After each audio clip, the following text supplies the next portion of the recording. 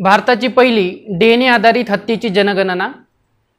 यामध्ये the wild life institute of India देहरादूनचा report, वन्यजीवाबद्दल संविधानिक तरतूद, वन्यजीवाबद्दल कायद्यातील नवीन तरतुदी, the wild life protection act 1972, the elephant preservation act 1879, the project elephant 1992। तर आजच्या व्हिडिओमध्ये आपण या कायद्यांच्या सर्व तरतुदी बघणार आहोत। सर्वात प्रथम कायदा म्हणजे द एलिफंट प्रिझर्वेशन ॲक्ट 1879। हा कायदा मार्च 1879 मध्ये अस्तित्वात आला। या कायद्याचा मुख्य उद्देश होता हत्तीचे संरक्षण करणे आणि शिकारीवर निर्बंध लादणे। परंतु आधुनिक काळानुसार किंवा आधुनिक काळाला हा कायदा अनुरूप नाही, कारण मानव हत्तीचे संघर्ष, जागा अपुरी पडणे आणि जंगल संसाधन यासाठी एक नवीन कायदा अस्तित्वात आला, तो म्हणजे the wild life protection act 1972। हत्ती हा या कायद्याच्या अनुसूची 1 मध्ये समाविष्ट करण्यात आलेला आहे।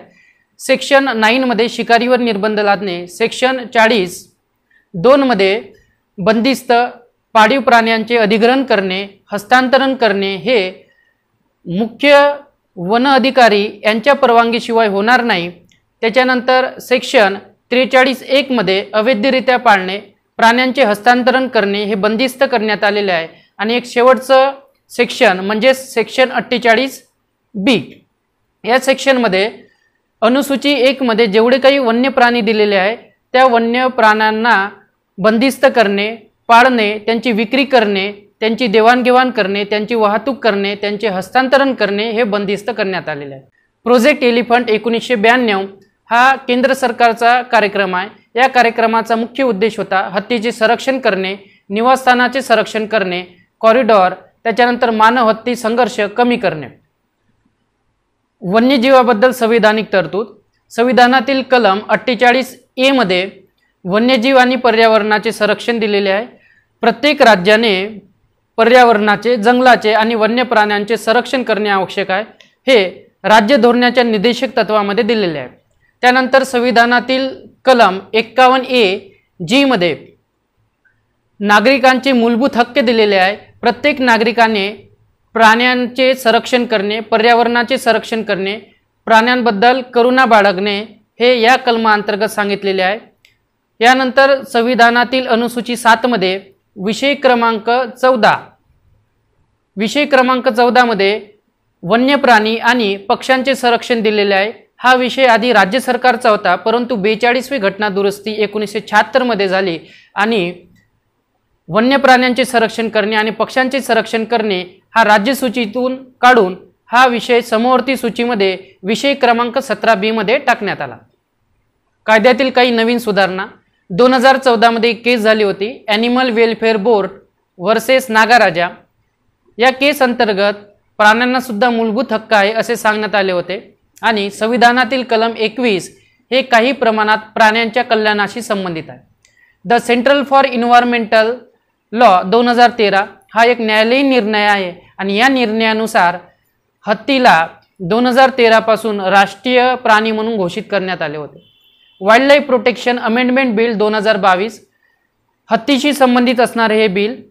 या बिलमध्ये एखाद्या धर्मासाठी किंवा इतर कारणासाठी हत्तीची देवाणघेवाण होत असेल तर त्यावर बंदिस्त लादण्यात आली होती, परंतु काही वन्यजीव प्रेमींनी या कायद्याला विरोध दर्शविलेला आहे।